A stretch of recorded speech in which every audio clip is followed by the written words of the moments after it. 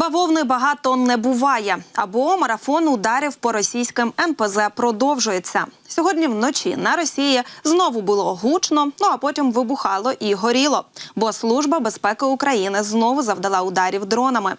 Зокрема, по складу паливно-мастильних матеріалів у Тамбовській області Російської Федерації та на нафтобазі у Республіці Адигея. У Службі безпеки України вважають, що такі удари зменшують ресурси Російської Федерації для ведення війни в Україні та змушують країну-агресора витрачатись на відновлення інфраструктури. А ось це відео та свідчення очевидців підтвердили серію вибухів та яскраві пожежі.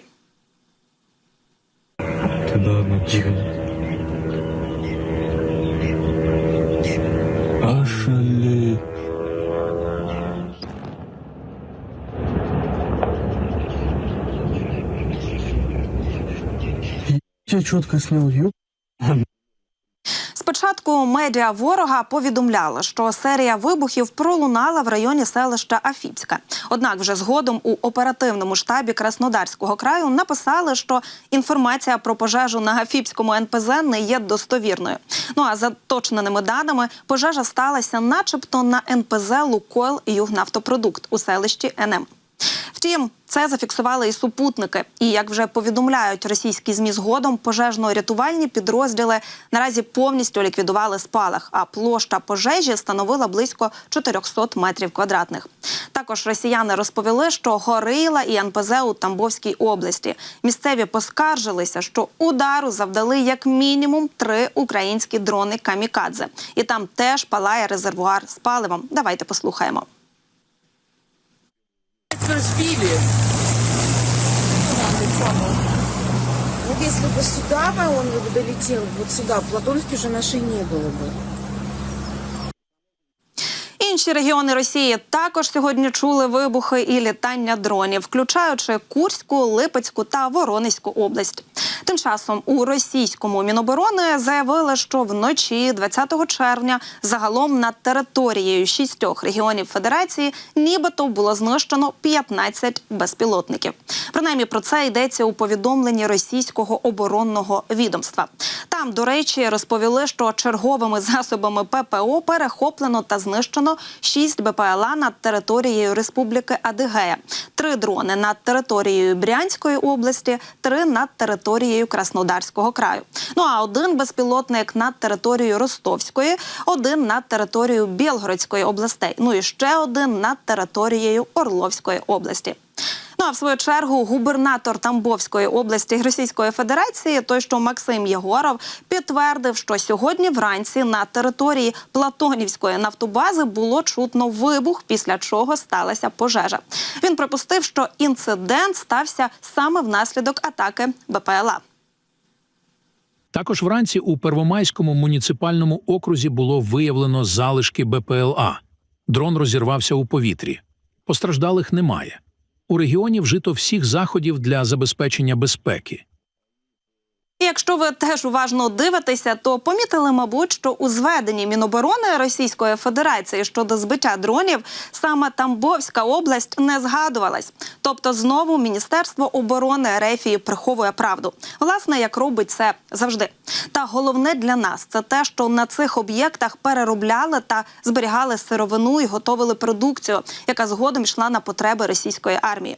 І ми завжди влучаємо в ціль, тож загалом дрони Служби безпеки України здійснили вже майже 3 десятки успішних атак на об'єкти російського нафтового комплексу в різних регіонах. До речі, у Білому домі сказали, звідки ще Україні можна бити по Росії, окрім Харківського напрямку. Відповідну заяву зробив старший директор з питань нацбезпеки Білого дому Майкл Карпентер. Давайте послухаємо. Ми досить чітко заявили, що цей дозвіл щодо застосування дозволяє українцям вести вогонь у відповідь по російських позиціях прямо через кордон у Харківській області, а також Сумській області. А ще Карпентер підкреслив, що так Росія буде позбавлена можливості прихистити свої війська на власному боці кордону, звідки вона атакує українську територію. А вона, на жаль, продовжує це робити, тому що сьогодні вночі російські окупанти завдали удару по Україні, застосувавши ракети повітряного та наземного базування, а також ударні БПЛА «Шахед». Усього ворог застосував 9 ракет різних типів та 27 ударних БПЛА. Атаковано об'єкти критичної інфраструктури. Основний напрямок удару – схід України, зокрема Дніпропетровщина. В результаті протиповітряного бою збито 32 повітряні цілі. Це 5 ракет та 27 ударних БПЛА. Протиповітряна оборона працювала сьогодні вночі у Дніпропетровській, Запорізькій, Донецькій, Миколаївській, Херсонській, Харківській, Київській, Черкаській, Полтавській та Вінницькій областях. У Дніпропетровській області під час нічної повітряної атаки сил Російської Федерації українські військові знищили 5 безпілотників і 4 ракети, повідомив голова обласної військової адміністрації. Втім, терор російської армії не минув без наслідків у Криворізькому та Нікопольському районах. Постраждали чоловіки 30, 41 і 63 років. 2 з них госпіталізовані в стані середньої тяжкості. На Нікопольщині також понівечені 7 приватних будинків, 5 господарських споруд, авто, лінії електропередач, а ще будівельна техніка. В свою чергу Олександр Вілкул уточнив, що йдеться про жителів саме Криворізького району. Але заявив, що наразі ситуація контрольована та попередив про планові вибухи у виробничих цілях. Далі пряма мова. У Кривому Розі усі служби, лікарні, соціальні установи, комунальний транспорт працюють. Через аварійне відключення електрики вночі на мережах водопостачання відбулася серія потужних гідроударів. Зараз персонал ліквідовує наслідки, пориви і завоздушення. Сьогодні о 12-й годині у виробничих цілях буде проведено плановий вибух у кар'єрі номер 3 ПАТ, ArcelorMittal, Кривий Ріг, Інгулецький, Центрально-міські райони. Виробничий вибух контролюється, причин для занепокоєння немає. Також через сьогоднішні нічні російські обстріли пошкоджені енергооб'єкти у 4 областях. Про це повідомили вже в Укренерго. Пошкоджено обладнання на об'єктах у Вінницькій, Дніпропетровській, Донецькій, Київській областях. Наслідки уточнюються. Крім того, поранено 3 енергетиків, які під час обстрілу перебували на енергооб'єкті. Про це вже в свою чергу повідомили у ДТЕК. Ще одна важка ніч для української енергетики. Росіяни обстріляли одну з теплоелектростанцій ДТЕК. 3 наших колег поранено. Медики надають всю можливу допомогу. У компанії додали, що також серйозно пошкоджено обладнання станції. Наразі енергетики працюють над ліквідацією наслідків атаки. Загалом за останні 3 місяці це вже 7-ма масована повітряна атака на теплоелектростанції ДТЕК. З початку повномасштабного вторгнення теплоелектростанції ДТЕК були обстріляні понад 180 разів. За цей період від обстрілів на станціях 53 працівники було поранено. 3 енергетиків загинуло. Також у компанії повідомили, що сьогодні, 20 червня, за вказівкою Укренерго, графіки відключень будуть застосовуватись впродовж всієї доби. Тим часом на Київщині, де під час ранкової атаки було пошкоджено високовольтні електромережі Броварського району, енергетикам вже вдалося підключити близько 5250 будинків за резервними джерелами живлення. Ліквідація наслідків обстрілу все ще триває. Тим часом Верховна Рада підтримала в першому читанні створення військової поліції. Законопроєкт передбачає, що військова поліція входитиме до складу сектора оборони і матиме правоохоронні функції.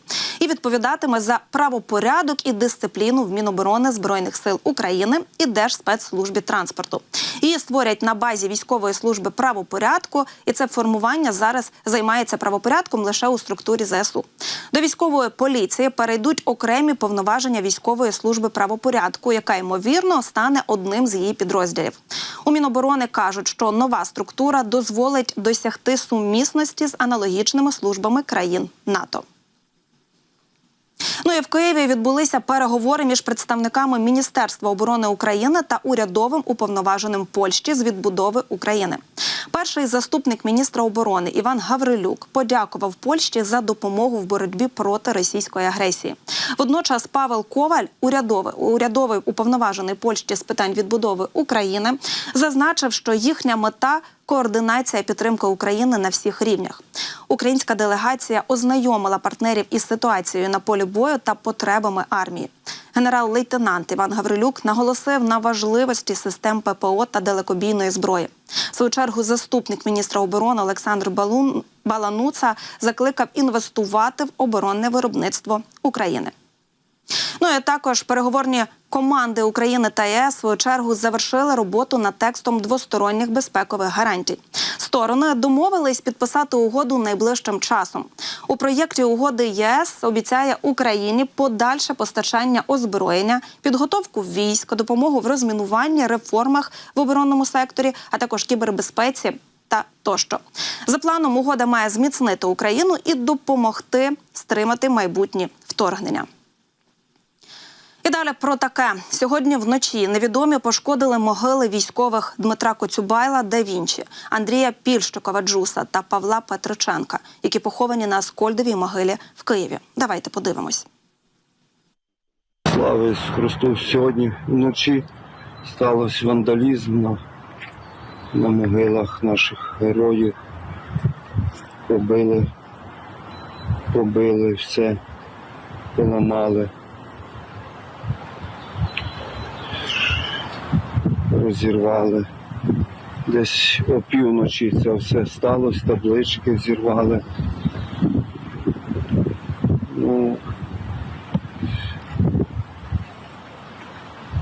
Поламали таблички, побили всі лампадки на триптиху героїв. Що можна сказати? Якісь божевільні люди. Це сталося. Тут навіть намальовано щось. Навіть намальовано.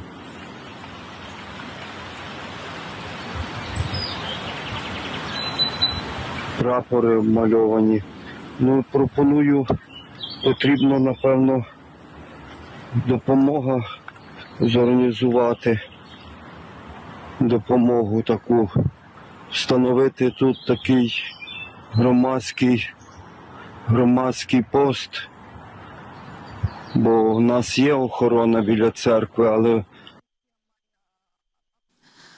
Що я можу сказати? Прикро і боляче на все це дивитися. Найбільше болить від усвідомлення того, що ті, хто це зробили, ходять тими ж самими вулицями, що й ми.